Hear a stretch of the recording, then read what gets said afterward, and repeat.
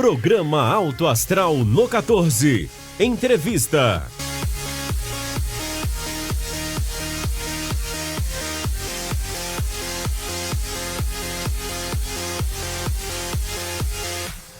Olá, iniciamos mais um Alto Astral no 14 e está aqui eu, Dr. Marcelo Cecílio Daia. Estamos aqui muito bem vestidos de Clínica Vacine e Alto Astral, porque nós estamos neste programa com a edição de número 189. Há quase 4 anos atrás, o meu primeiro entrevistado aqui no canal 14 da NET foi o Dr. Marcelo Cecílio Daia, e já esteve conosco aqui algumas vezes nesses quase 4 anos, e a gente tem muito prazer de tê-lo aqui mais uma vez, nesse momento importante que o Dr. Marcelo Daia, um cidadão importante na nossa comunidade, um médico infectologista que já contribuiu de forma ímpar aqui com a nossa cidade de Anápolis, em meio a essa pandemia, que ainda estamos em meio à pandemia, infelizmente, não sei se chegou a terceira onda, se não chegou, mas o doutor Marcelo vai explicar isso aqui melhor para nós um pouquinho, mas a importância do infectologista, que já era importante, se tornou muito mais Brasil afora, mundo afora. Então é com muito prazer que nós temos aqui mais uma vez o doutor Marcelo, e a gente vai dar uma atualizada nas informações em relação à Covid-19. Nós tivemos agora no último dia 9 de junho, o dia da imunização. Então esse programa aqui também, para comemorarmos esse dia, um dia que tem que ser lembrado e agora tem que ser celebrado, porque por tudo isso que nós estamos vivendo também, a gente sabe da importância das vacinas e da importância de imunizar. Doutor Marcelo, seja muito bem-vindo mais uma vez ao nosso Alto Astral no 14. Obrigado, Zé Val, obrigado, ouvintes, telespectadores. É um prazer estar aqui e tentar ajudar, né, a gente descrever um pouco do que está se passando aí no mundo. Doutor Marcelo, nós, depois da pandemia, nós já conversamos algumas vezes aqui no canal 14 da NET, no rádio, o senhor sempre está conosco. Fizemos agora 2 sábados seguidos programas, porque o ouvinte conclama que a gente leve o senhor, o ouvinte confia nas informações do senhor, e o papel nosso é de levar a melhor informação verdadeira para a nossa comunidade. Mas uma coisa que tem que se falado muito agora é na eficácia, na eficiência das vacinas. A Coronavac não adianta, não vale nada. A Pfizer, que é boa, a AstraZeneca é melhor ainda. Como é que é isso, doutor Marcelo? Tem essa diferença mesmo? Vacinas são diferentes, né? Cada uma tem uma plataforma diferente de desenvolvimento, cada uma estimula de uma maneira, induz a produção de anticorpos de uma maneira diferente. Mas a resposta final, o objetivo final é o mesmo, é diminuir a gravidade da doença. Então esse é o objetivo comum de todas as vacinas. Seja a Coronavac, seja a AstraZeneca, seja a Pfizer. Agora, o que a gente pode relatar as diferenças, elas podem ser maiores ou menores, mas o tempo é que vai dizer. Nesse momento de pandemia e alta transmissão, a gente tem que buscar a proteção coletiva. Então, quanto mais pessoas vacinadas, independente da vacina que seja, nesse momento que nós temos escassez de vacina, para a gente frear a doença, frear a transmissão, e depois, num segundo momento, a gente avaliar quais as vacinas a gente deve continuar mantendo ou não. Então, isso vai ser o futuro que vai dizer. Algumas têm uma potência menor, outras têm efeito colateral indesejado. Então, assim, isso tudo vai ter que ser avaliado depois, mas fora da pandemia, porque nesse momento a doença é pior que tudo. A doença está matando muito, o Brasil já está beirando 500 mil vidas perdidas, nós tivemos uma onda devastadora em março desse ano. Então, assim, a gente precisa agora frear a transmissão para que a gente possa depois escolher qual vacina vai ser melhor. E já dentro do que o senhor nos coloca aqui, Fala para o nosso telespectador aqui, como que é autorizado o uso de vacinas? Porque tem muita gente também que fica nessa dúvida, né? Como que é esse processo? Todas essas vacinas, elas foram feitas... a vacina foi feita em tempo recorde. Foi feita em tempo recorde, mas a ciência mostrou que ela consegue fazer isso. Então, quando a gente pega a vacina, a Coronavac, que é a vacina do Butantan, ela parte de uma plataforma antiga, que a gente já conhecia. Pega o vírus, inativa ele e faz a vacina daí. Esse é um método antigo. A vacina contra gripe é assim, vacina contra raiva é assim. Tem várias vacinas dessa mesma maneira. Então é conhecido o modo de fazer essa vacina. Consegue fazer rápido, mas tem algumas dificuldades, né, de produção e tudo mais. As outras vacinas, elas partiram de pesquisas que já existiam. Já existia pesquisa para uma vacina contra o SARS-CoV-1, porque em 2002 causou doença grave na China. Então já tinha pesquisa de vacina contra o Ebola. Então essas pesquisas já haviam, e aí o que fez foi, vamos adaptar o cenário a vacina para o cenário atual e produzir uma vacina contra a Covid-19. E assim foi feito. Os trabalhos envolveram muitas pessoas, mas muitas pessoas mesmo, inclusive no Brasil. Então mostrou segurança e mostrou eficácia. E aí passou para ser usada. Então as vacinas foram aprovadas pela Anvisa para utilização.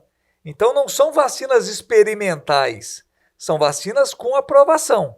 Elas podem ter uma resposta maior ou menor, mas são vacinas seguras. As pessoas às vezes ficam confusas, doutor Marcelo, em relação, às vezes, os testes clínicos de determinado tipo de vacina são interrompidos. As pessoas falam assim, como é que eu vou acreditar nisso se estava tendo testes, interromperam e já começam a inventar um monte de história. Como é que é essa questão dos testes clínicos? Às vezes são interrompidos sim, mas tem motivo, não tem?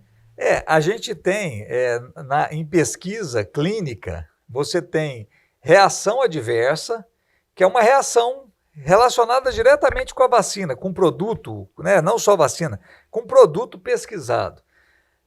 Fica com dor no local da aplicação, dá um pouco de mal-estar, dá febre, são reações adversas. Agora, existem eventos adversos, isso é outra coisa. Então, eu tomo a vacina, eu vou atravessar a rua, eu sou atropelado e vou internado.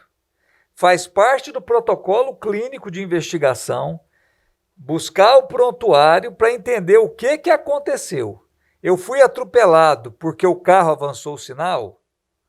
Não, eu fui atropelado porque eu fiquei tonto, desmaiei e caí no meio da rua. Isso pode ter relação com a vacina? Então nós vamos investigar. Então esses eventos adversos que levam à interrupção de vacina ou de pesquisa por um determinado momento, até que se esclareça isso. Então, por exemplo, a vacina da dengue ainda está tendo investigação de evento adverso. Se a pessoa faz a vacina 4 anos depois, porque a investigação leva uns 5 anos, ela tem uma apendicite, eu tenho que pegar o prontuário e avaliar se aquela apendicite não foi pela vacina. Então, tudo isso é acompanhado, esse acompanhamento é de longo tempo, né? Isso é regra. E isso vai acontecer com a vacina da Covid-19 também. Então, evento adverso é uma coisa, reação adversa é outra. Reação eu sei, já está nos estudos, já na liberação, quando é submetido à Anvisa, essas reações adversas já são demonstradas, já são colocadas para a Anvisa, tem em bula. Evento adverso pode surgir no decorrer da utilização. Aí eu vou avaliar e, se for o caso, eu coloco em bula também. Então, Marcelo, sempre se falou que o Brasil era referência na produção de vacinas, não é? Nós sempre falamos muito bem na questão da abrangência do calendário vacinal aqui no Brasil, exemplo para muitos países. A gente ainda é referência nesses dois quesitos? Na verdade, o Brasil ele é referência para a produção da vacina de febre amarela e algumas vacinas. Mas o Brasil perdeu muito e perde porque não houve incentivo à pesquisa, né? O incentivo à pesquisa no Brasil é muito baixo, né? É pequeno, a gente perde muitos cérebros para outros países do mundo por diversos motivos, né? Motivos econômicos, motivos socioeconômicos, motivos de segurança. Primeira oportunidade que tem, a pessoa vai embora, né? Esses grandes cérebros tem local para pesquisar, tem dinheiro, tem recurso, tem segurança, tem vários motivos que levam as pessoas a irem embora do país.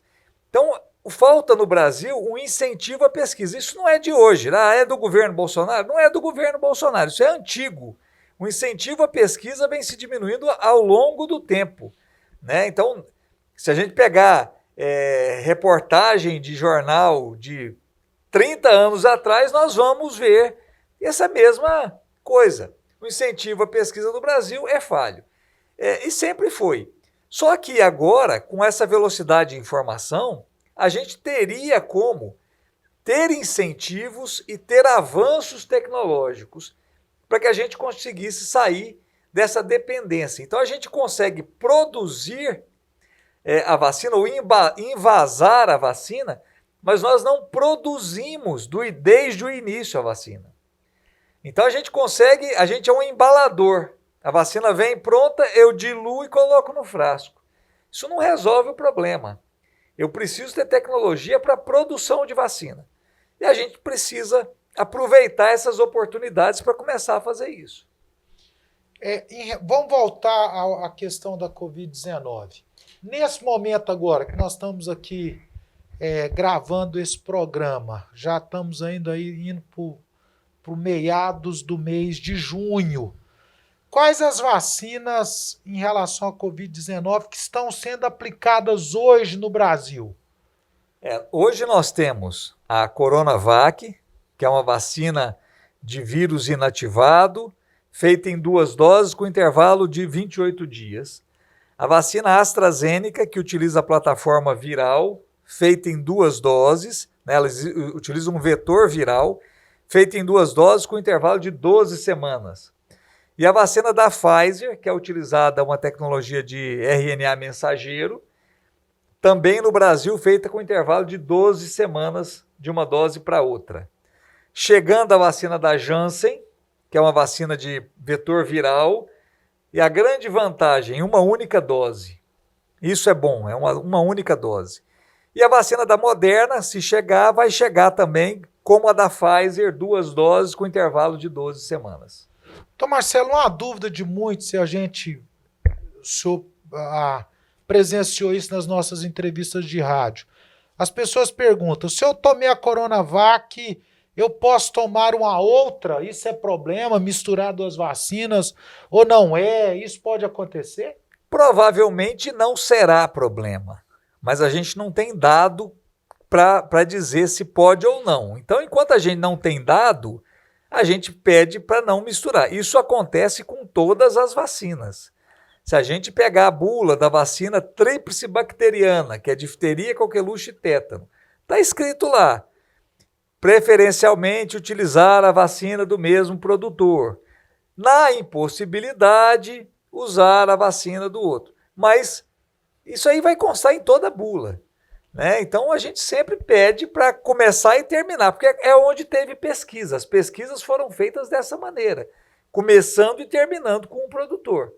Então, nesse momento, o ideal é continuar seguindo a mesma recomendação. Mas a intercambiabilidade provavelmente não terá problema. E nós vamos ver dados disso agora, porque em vários países da Europa, eles deixaram de usar a vacina AstraZeneca e vão passar a segunda dose para a Pfizer. Então, nós vamos ver resultados finais com isso aí. Tomando a vacina, o Coronavac, o AstraZeneca, o Pfizer, o Janssen Moderna que está chegando agora, uma dose ou 2 doses, 28 dias ou algumas semanas aí. O cidadão pode se considerar totalmente imune? Não, totalmente imune é difícil, porque toda vacina tem falha, né? A gente não sabe quem vai ser quem vai responder ou não e de que maneira vai responder. essa testagem que o pessoal está fazendo não é recomendada primeiro, testa, deu negativo, não vai adiantar nada, porque ele não vai vacinar de novo. Não existe essa prerrogativa aqui. Então, vai ficar só ansioso. Não vai mudar os cuidados.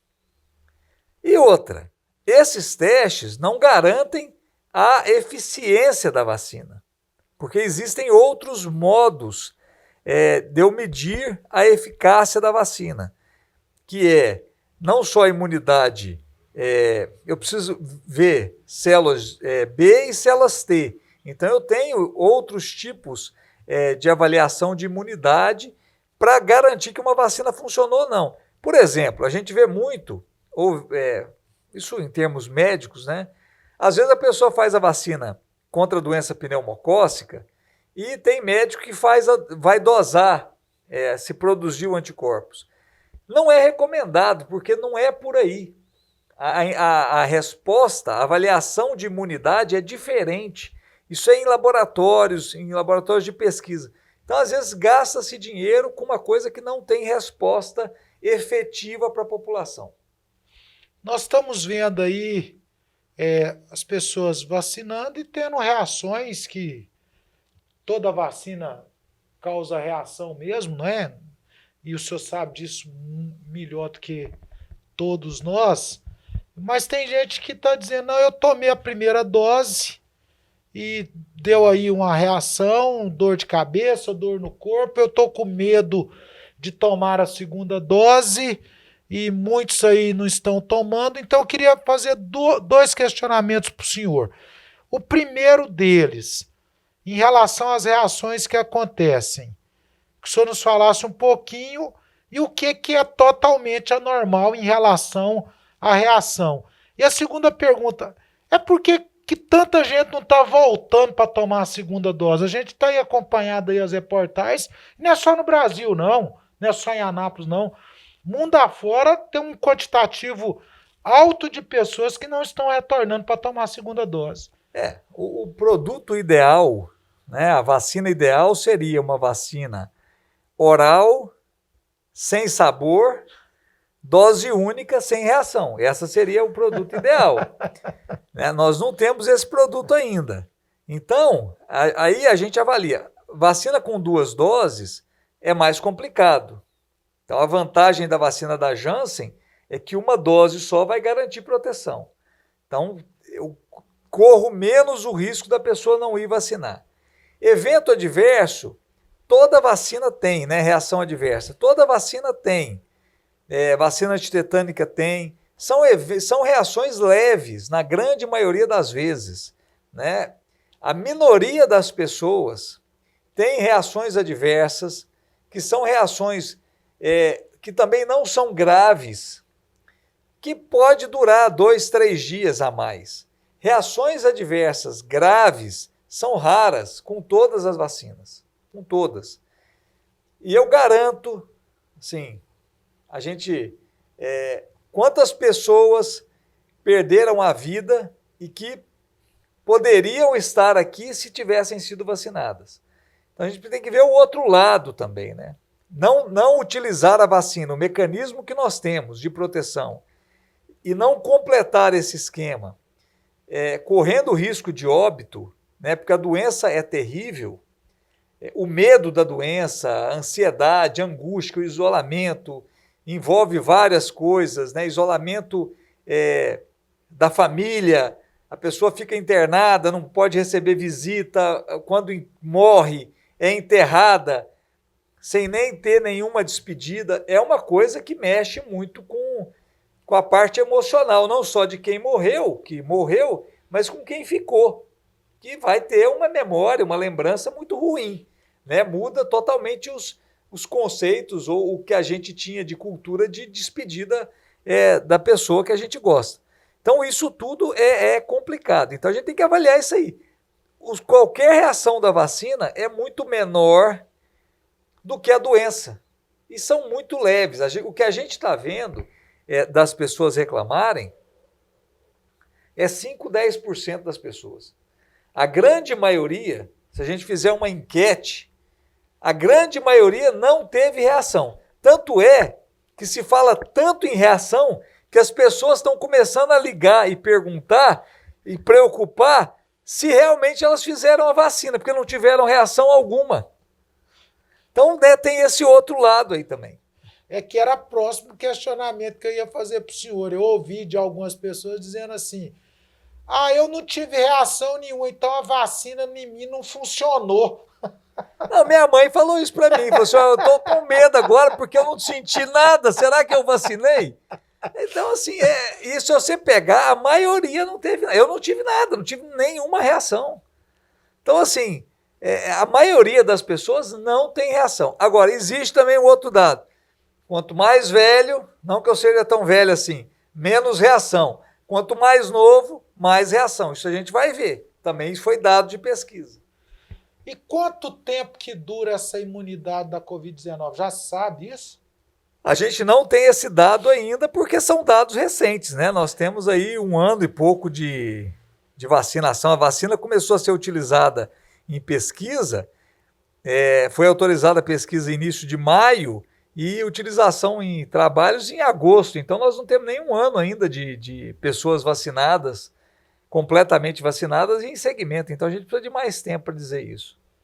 E a gente pode dizer que a vacina contra a Covid-19 vai ser anual?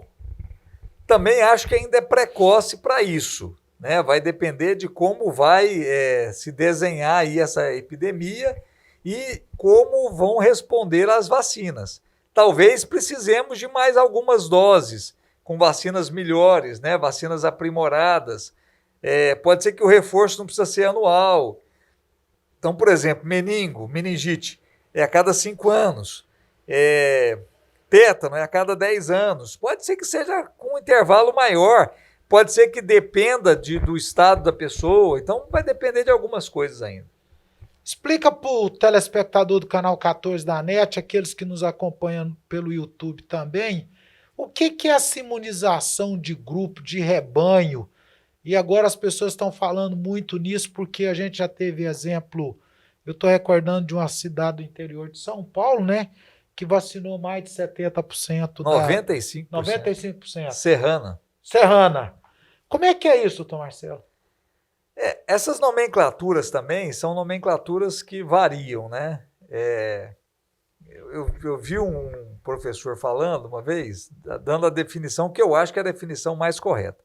A gente tem 2 tipos de proteção. Uma que a gente chama de proteção de rebanho e a outra imunidade de rebanho.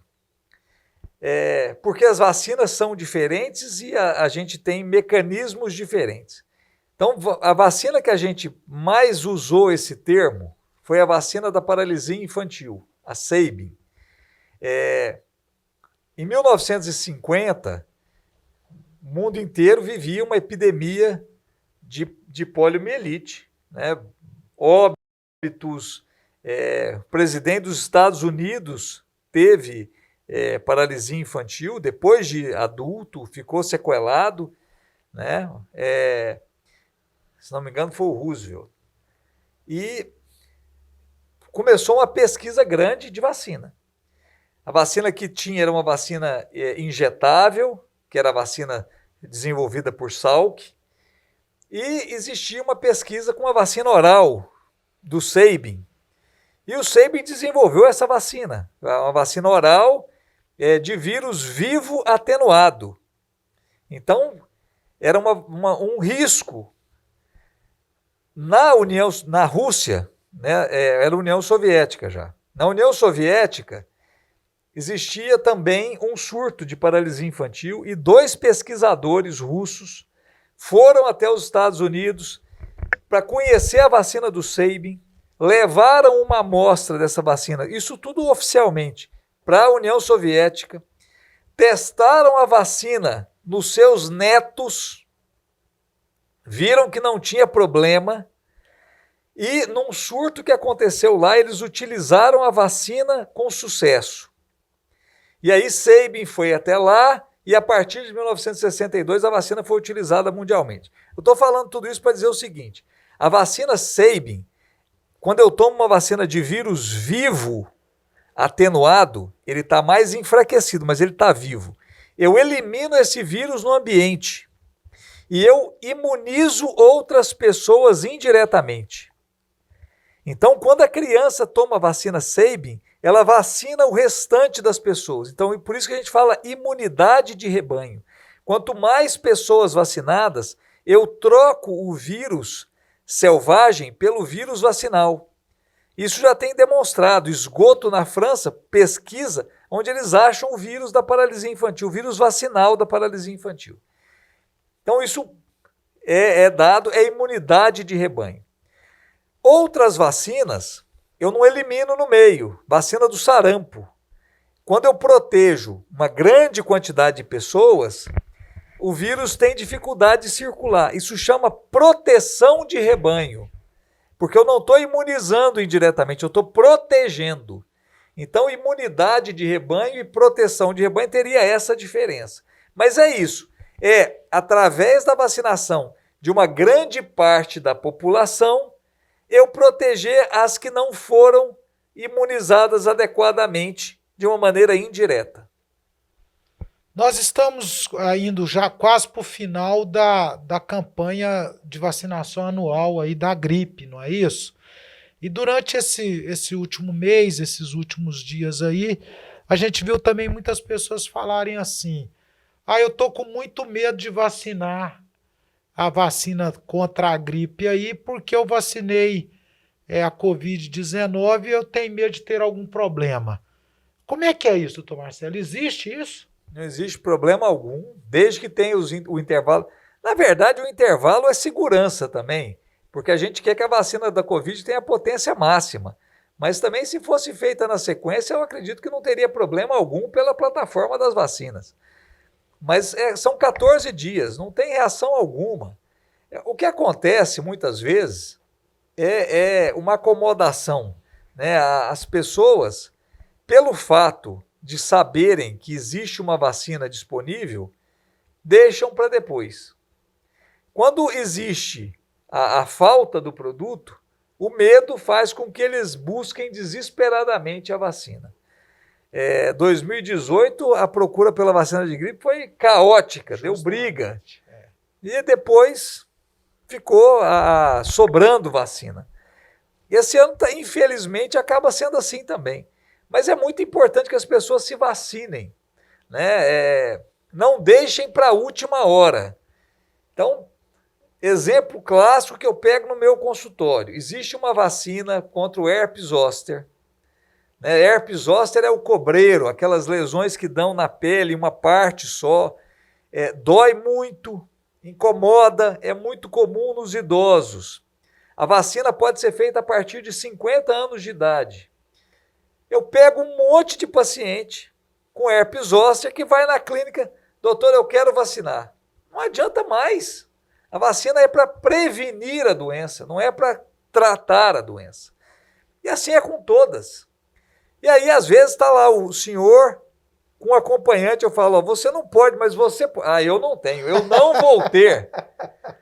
Daí, de repente, vem e chega. Então, assim, é pouco utilizado, às vezes. E outra, às vezes o que vai gastar com tratamento é tão mais caro que a vacina, que assim, é difícil até de dizer o quanto é a diferença de valor, né? Vamos pegar um exemplo aí.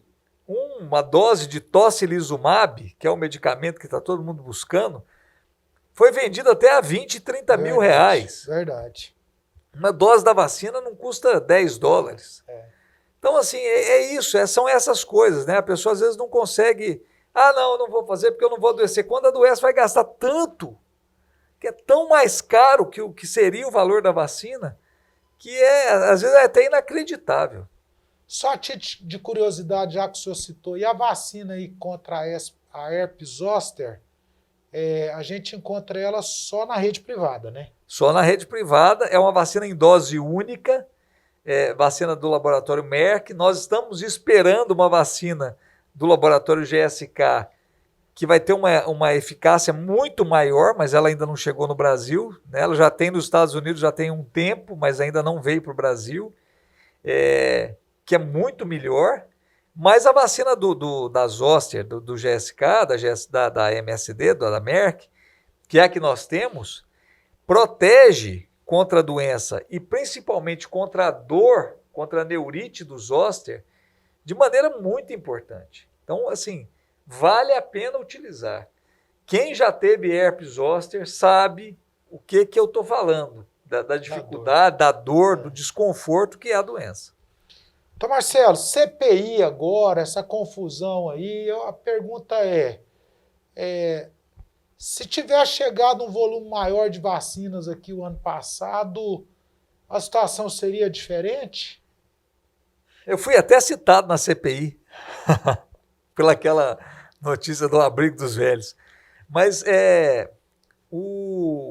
só para dizer, na verdade, o que eu acho que aconteceu, o que acontece, é questão de posicionamento. O nosso problema no Brasil é posicionamento por parte dos governantes.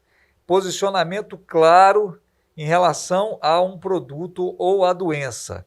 O que a gente tem hoje é um presidente que se recusa a admitir qualquer erro que tenha cometido, se recusa a reconhecer o benefício da vacina e insiste em um produto que é a cloroquina comprovadamente ineficaz. Eu acho que esse é o grande problema. Se tivesse negociado com a Pfizer, a Pfizer mandou 37 e-mails para vocês. Por que eles tinham tanto interesse assim? É por questões financeiras. Por que não mandaram esses e-mails, por exemplo, para a Etiópia? Porque sabe que o governo da Etiópia não tem condição financeira de comprar a vacina da Pfizer no preço que eles queriam vender. Está vendendo agora pela metade do preço. E não seria entregue, porque os Estados Unidos não deixaram sair vacinas de lá enquanto não tivesse os estoques. Então isso é besteira. Desculpa a sinceridade, essa CPI é palco, é circo para bobo. Porque é besteira, não é isso, não é por aí. Não é por aí. Os deputados, os senadores deviam estar se unindo em missões diplomáticas para buscar recursos para a produção de vacina aqui.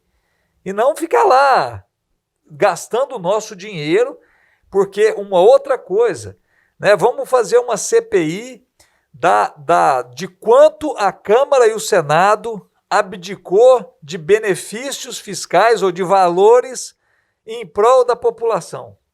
Nem um centavo. Nem um centavo. Então assim, é complicado isso aí. Mas não teria vacina. Não viria vacina para cá. Eu acho que quando a gente comparar, o Brasil, a imprensa está batendo de um jeito que parece que só acontece aqui no Brasil. Não tem vacina no mundo. Vai na França ver como é que está a vacinação lá. Vai na Alemanha ver como é que está a vacinação lá. Vai na União Soviética que produz, na Rússia, né, que acabou a União Soviética, na Rússia que produz a Sputnik V. Foi feito mais Sputnik V fora da Rússia do que na Rússia. Foi feita mais Coronavac fora da China do que na China. Então, por quê? Porque eles têm interesse em colocar vacinas dele, mostrar poder fora de lá. Então, assim, não é por aí. O Brasil está vacinando. Se abrisse a vacinação hoje no Brasil para todo mundo, vacinaria e teríamos que implorar para a população ir vacinar, porque vai chegar nesse ponto. Vai ter vacina e a população não vai querer vacinar, porque estão trabalhando muito contra a vacina. Infelizmente vai ser isso. Infelizmente para todos nós. Mas eu queria saber, dentro da sua experiência, qual o quadro mais otimista que nós podemos esperar nessa questão da pandemia, doutor Marcelo? Eu espero que a gente consiga vacinar muita gente até setembro, né? E que a gente não tenha mais ondas com tantas internações e mortes, né? O que eu espero é que a gente consiga não ter mortes por falta de assistência. Infelizmente, isso aconteceu no Brasil e aconteceu em Anápolis. A gente precisa nós consigamos atender a população, né? A gente sabe que tem muitos interesses aí, mas se a gente for avaliar friamente, a Anápolis criou 90 leitos de UTI, o município.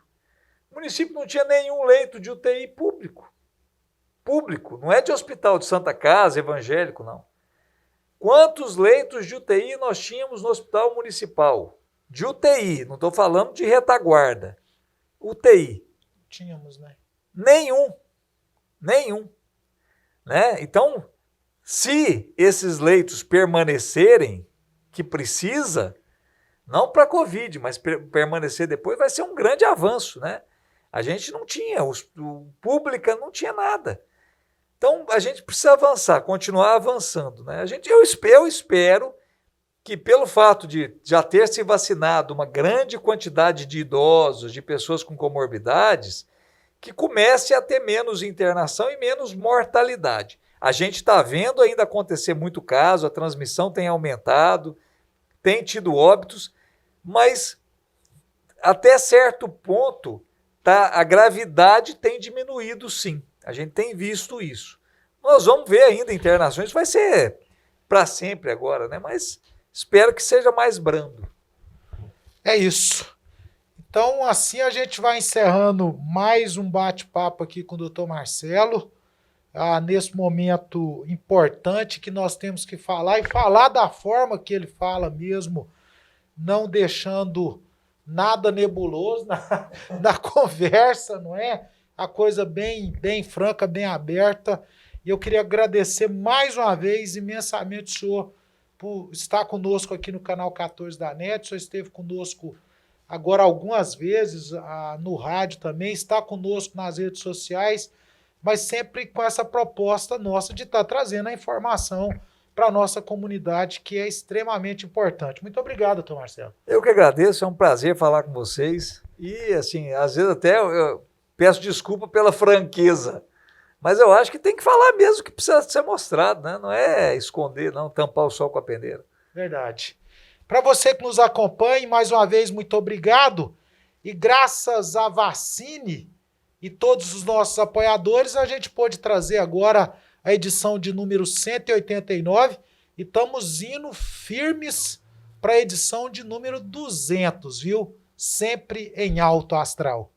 Clínica Radiológica de Anápolis, Arroz e Feijão Imperial, Geolab Genéricos, Instituto Oncohematológico de Anápolis, Hospital Evangélico Goiano, Universidade Evangélica, Supermercados Atende Mais, Compensados Anápolis, Clínica Vacine, Produto JK, a Arte do Algodão, Laboratório Modelo, Farmácia Naturalis, Cicobi Unicentro Norte Goiano, Lages Vibracom, Mercafrios Mauá, Mix Limpeza, a melhor opção em produtos de limpeza, Pamela Rezende, assessoria e consultoria, Porto e Pereira Hipercozinha Industrial, Rádio Imprensa 104,9 FM, Bioimagem, empresa biomédica especializada em diagnóstico por imagem, única unidade de combate ao câncer em Anápolis, Restaurante Barriga Cheia, Síntese Comercial Hospitalar, Extra Corpus, Equipamentos Médico Hospitalar, Ego Service, Vigilância e Segurança Privada,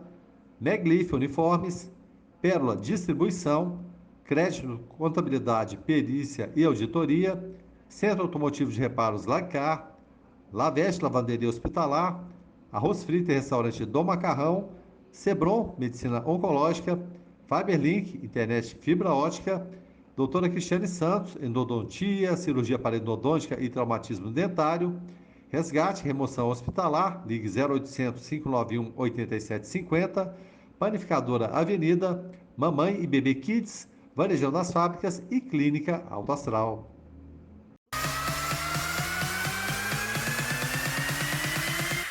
Programa Alto Astral no 14. Entrevista.